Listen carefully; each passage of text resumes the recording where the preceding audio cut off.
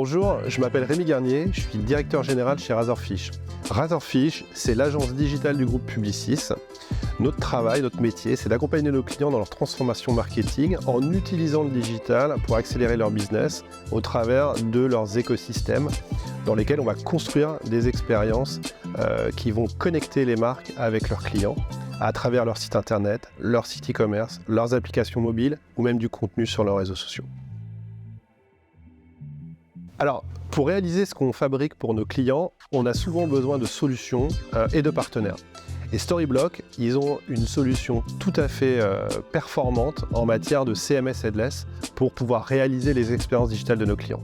C'est la raison pour laquelle, par nature, par facilité technologique, on a décidé de nouer un partenariat avec Storyblock parce que très souvent, cette solution elle est hyper pertinente pour nos clients et pour les problématiques qu'on a envie de régler avec eux. Alors, il y a deux raisons principales qui font qu'on va choisir un CMS headless pour un client. La première raison, c'est la flexibilité. En fait, chez Razorfish, nous, on fabrique des expériences très spécifiques pour nos clients qui embarquent souvent beaucoup d'éléments spécifiques, qu'on appelle un peu custom. Et donc, en fait, avec Storyblock, avec un CMS headless, on est capable d'avoir cette souplesse, cette flexibilité pour arriver à bâtir exactement ce qu'on a imaginé d'un point de vue stratégique et créatif. Et la deuxième dimension qui est hyper importante dans un choix de CMS headless, c'est la capacité à vivre dans une architecture découplée, à pouvoir, on va dire, s'occuper de l'expérience d'un côté et de la contribution du contenu de l'autre. Et de séparer ces deux problématiques dans une architecture complexe, c'est une façon tout à fait fluide pour développer une expérience qui va coller au plus près des besoins de notre client. Oui, alors on a déjà pas mal de clients avec lesquels on a la chance d'utiliser Storyblock et avec des problématiques assez différentes. On a réalisé une expérience tout à fait unique pour Renault au travers de son expérience muséale qui joint aussi du e-commerce et Storyblock nous a permis de faire vivre une expérience intégrant beaucoup d'éléments spécifiques, notamment en 3D et de contenu tout particulier.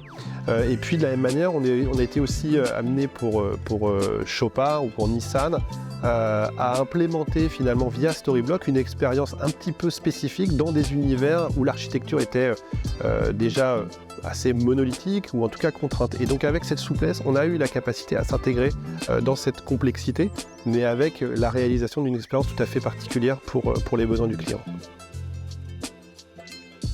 À mesure que le digital et la technologie est désormais totalement intégrés dans les entreprises, la capacité à pouvoir faire des évolutions rapides sur des parties de l'expérience sont ultra importantes pour les grandes marques.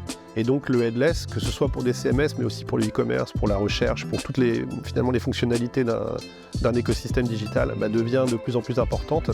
D'ailleurs, toutes les solutions tendent à pouvoir découpler la partie expérience d'une partie un peu de contribution, et c'est là où il y a tout l'intérêt de pouvoir mettre en place ces architectures composables. Souplesse, la capacité du headless à pouvoir s'intégrer dans n'importe quelle architecture. Accélérateur, c'est une solution dans laquelle on peut aller très vite pour arriver à déployer des choses pour nos clients. Et enfin, le dernier, c'est intuitif. L'outil pour manager le point de contact, le site ou l'appli, va être vraiment hyper facile avec ce qu'a développé Storyblock. Oui, on a d'autres projets à venir, que ce soit avec Storyblock ou dans le headless au sens large, et avec d'autres acteurs de la Mac Alliance, on prévoit effectivement des développements et des choses à venir pour Razorfish.